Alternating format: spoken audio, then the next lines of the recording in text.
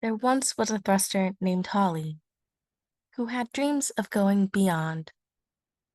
He wanted to visit the Martians and bring his astronaut friends along. Bullies taunted Holly. They said he had low thrust. I have high ASP, Holly'd respond, and I have no need to combust. NASA believed Holly could do it. He just needed higher power. So the students at Pepple worked down to the very last hour.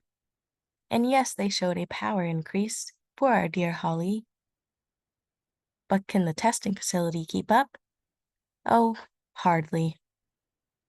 You see, Holly works in a facility that is meant to simulate space, to learn how he performs on orbit and if he can keep pace.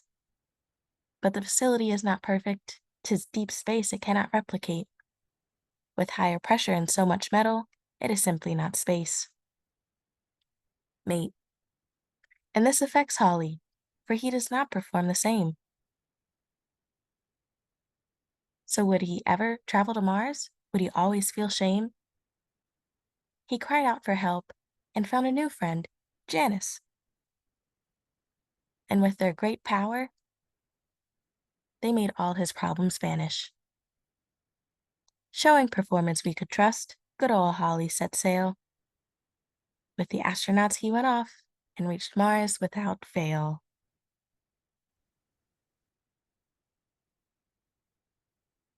Well, I'm not a poet.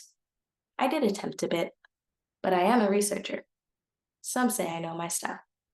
Hi, my name is Madison Allen. I am a fourth-year Ph.D. student at the University of Michigan. My research conducted at the Plasma Dynamics and Electric Propulsion Laboratory focuses on Hall effect thrusters. Yes, Hall E. I know I'm very creative. Specifically, I want to improve experiments on these devices. Now, Hall effect thrusters are an in-space propulsion device. They're known for low thrust, but very high exhaust velocity, making it fuel efficient. Now, why do we care about fuel efficiency? Well, as we discussed, Holly wants to take his friends all the way to Mars and beyond. And these long-duration missions are limited in propellant storage. Now let's take a brief look at the mechanics of a Hall thruster. Instead of using a chemical reaction to generate thrust, which you probably have seen on TV, Hall thrusters create and expel a plasma for thrust.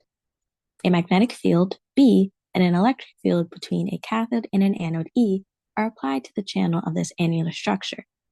When electrons are introduced, they enter the channel and become almost stuck in this azimuthal flow of current, the Hall current. They then act like a buzzsaw, so that when neutral gas particles pass through from the propellant tank, they ionize, breaking up into ions and electrons. It might look something like this.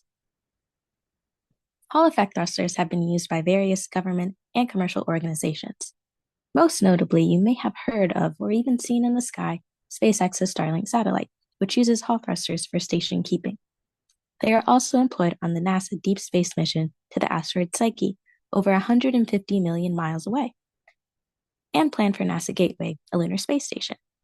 With the goal being to extend the thruster's capabilities for a crewed mission to Mars, there are some key obstacles we must first address. One being that ground thruster tests differ from on-orbit flight. The differences in environment, that is, a metal enclosed vacuum chamber, versus the open vacuum of space contribute to these differences in thruster behavior. That is evident by, for example, a loss in thrust and spacecraft erosion due to changes in beam expansion in space. Facility effects can be separated into three main causes. The testing facility can have higher background pressure, create unexpected electrical pathways, and deposit chamber materials from, let's say, the walls onto the thruster itself. This is one of the missions of the Joint Advanced Propulsion Institute, or JANICE, to be able to quantify the effects of the testing facility on Hall thruster performance using thruster simulations. As a member of the Institute, the University of Michigan, along with the Georgia Institute of Technology, are currently working to perform measurements on the H9 Hall thruster at their two different state-of-the-art testing facilities.